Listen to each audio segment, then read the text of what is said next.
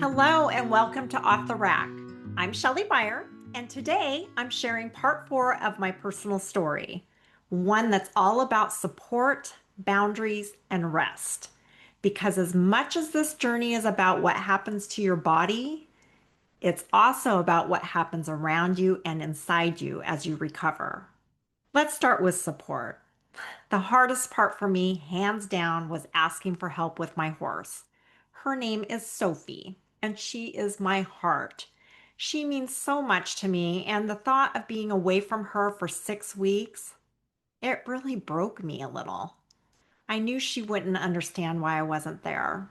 So I tried to pop in and see her as much as I could, just so she knew I hadn't disappeared, but I had to find daily care for her, and that was a huge ask.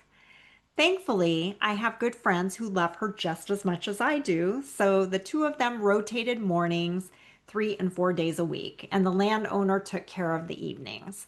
They were all incredible. They were reliable, loving, and generous. But it was still hard for me to ask.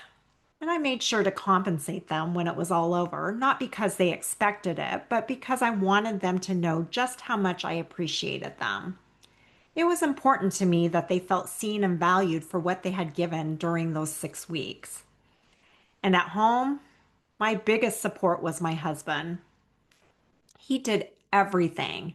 He cooked, he did laundry, he took care of the cat litter, helped me with my drains, kept track of my medications, helped me get dressed.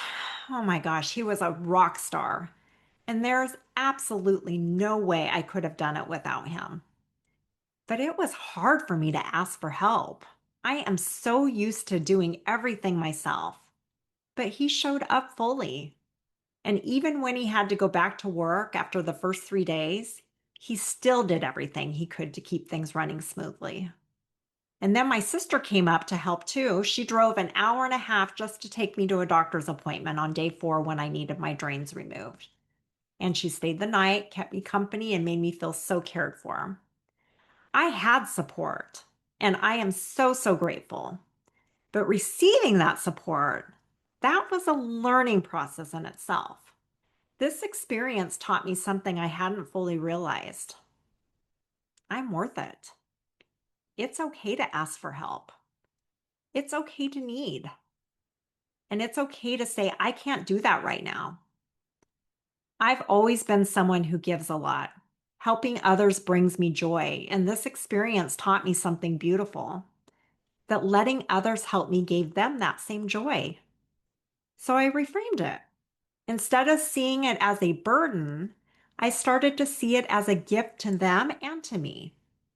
But learning to receive support also helped me notice the moments when I needed to speak up, to listen to my limits and honor them. When I started doing my barn chores again, there were things I could do and things I just couldn't. And I had to use my voice to say, I can do this, but I can't do that. If someone tried to push me past my limits, I had to stand my ground because pushing too soon meant more swelling, more soreness, and a longer recovery. For the first time in a long time, I realized that putting my needs first wasn't selfish. It was smart, it was necessary, and it was a form of self-worth. Now let's talk about rest. I've always been a doer. I like being productive. I like checking things off of the list. But recovery taught me something really important. Rest is not weakness, it's wisdom. Downtime is healing, and it's not just for the body, it's for the soul. When you go all the time, you stop noticing the little things. But when you're forced to slow down, you see life differently. You start to appreciate the small stuff. Things you couldn't do yesterday but can today. Things you used to take for granted. And those little wins, they only come if you rest. If you don't, you'll set yourself back. Your body will push back with pain, with swelling and fatigue. But if you listen, if you honor the pace of healing, everything shifts. Rest becomes a tool, not a time out, but a tool. And now I carry that lesson with me every day. So if you're recovering or preparing for it, know this: you're allowed to ask, you're allowed to say no, you're allowed to rest. And none of that makes you weak. It makes you wise, it makes you brave, and it makes you whole.